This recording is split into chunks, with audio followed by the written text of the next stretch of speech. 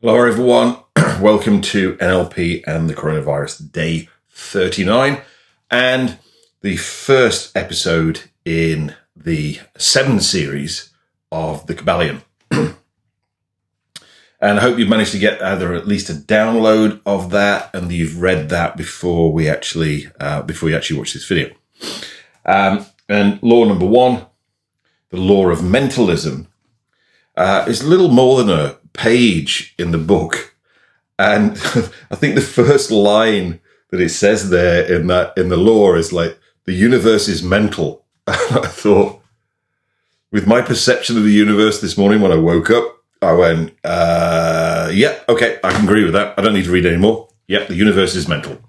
Because, so much confusing information coming at us from the media and all those kind of things. One side saying this, the other side saying this side over here saying that side over there is wrong, that side over there saying this side is wrong. And he's stuck in the middle going like, well, what's right? But then, the other thing that he says is that the entire universe is mind, consciousness, if you like.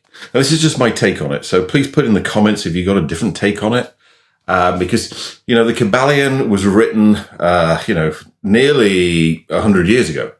The world was a different place then, and a lot of these kind of books that were written in allegory, and they were written in, kind of like interesting language with almost like a hidden message. I think the same thing of Napoleon Hill's Think and Grow Rich. So this is just my take on it. Okay? This is just my mentalism, if you like, on this little piece of the universe, which is a book called the Kybalion. And, I thought, well, yeah, okay, I woke up this morning, I was tired, I've been doing a 2-day training out into Romania on Zoom.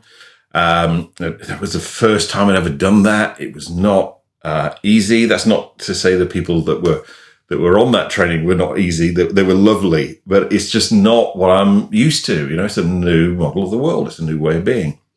I normally stand up and I'll quite happily train all day and be energized, and doing all day through the computer screen, I found I was a little bit frazzled, And though,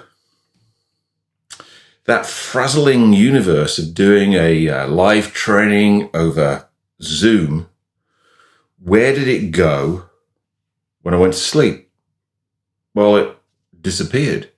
And the entire universe just disappeared. And then when I woke up, the universe came back, my body came back, I came back, all those kind of things. And it was different. Yeah, there's different things in the media and those kind of things too.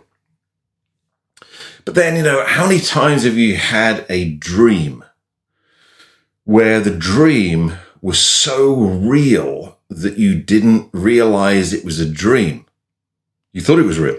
Yeah. You thought it was like the real universe.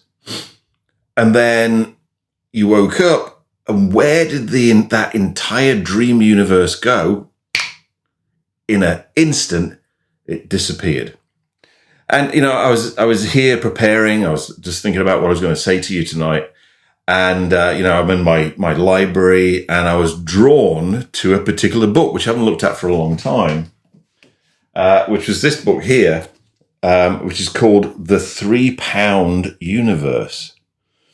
As in, the universe is in your brain. It's in your neurology.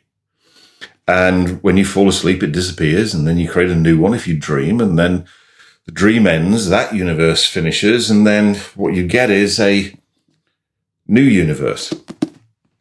I think the reason why it's the number 1 law in the Kybalion is that unless we get this entire experience we have, which we call the universe, whether we're awake or asleep, is in our mind, then none of the other laws will work.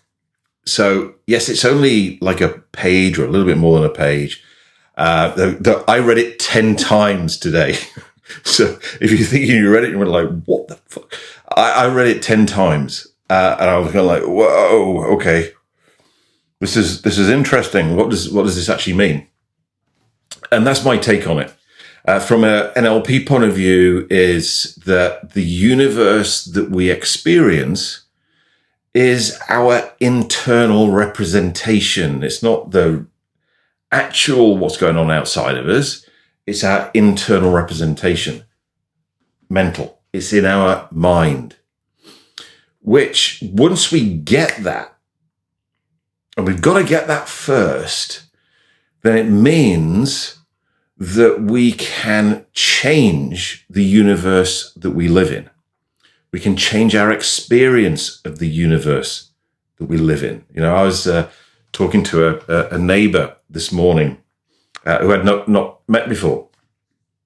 And I was just saying, like, how are you doing with the whole thing, and, you know, with the whole coronavirus? And she goes, well, in a way, you know, we live in an idyllic place. We live on the river. It's gorgeous weather. And normally we've got an aeroplane coming over every 30 seconds into Heathrow. So it's quite noisy, even though it's an idyllic place. And we don't have that many aeroplanes anymore. So it's even more of an idyllic place now. And I went, yeah, it is fantastic. And you live on the river and all that kind of stuff. And I said, but, you know, really, I'm pretty fed up. Well, okay, well, you know, that's understandable too. And she started talking to me about, you know, what I do. And, you know, I said, well, you know, I'm getting different conflicting information from different people, different parts of the world. You know, I've got a student who's got a relative that was killed in a car crash, and they were really annoyed. You know, a student being killed in a family member being killed in a car crash, you know, that is like really, really sad. But then it was on the death certificate was that it was cause of death was coronavirus, you know. So when you start to hear those kind of things, you start to wonder about any of the reality that we've got coming at us through the media, you know, the figures and all that kind of stuff. And she actually said to me, I'm really pleased that I don't know what you know. I went, oh, okay, I'll shut up now then. Okay. Cause I know a lot of stuff. But it's what you make of it. You know, this is what the law of mentalism really means. What do you make of it? What do you want to make of it? What meaning do you want to make of it? What experience do you want to make of the universe? That's really what that means, you know. And from an NLP point of view, we've got it depends on the way we delete, distort, and generalize. And everybody's experience of the universe that we live in is created in their mind. I mean, you know, you've got all these other people in the world. I've got my neighbor, you know, I've got my mum, I've got my, you know, my family, I've got my friends, I've got my students I was training over the weekend. But when I fall asleep at night, where do they all go? They disappear. And then when I wake up in the morning, I recreate them. Here's the thing that most people do, though. They recreate the universe the same way as they did yesterday, because they haven't realized that they've got the opportunity of waking up into a new universe. Now, I'm not saying that we can do that and the coronavirus would disappear. Yeah, I'm not saying that. But our experience of that universe can change. That's my take on law number 1, mentalism. The universe is in our mind, or at least our version of the universe is in our mind.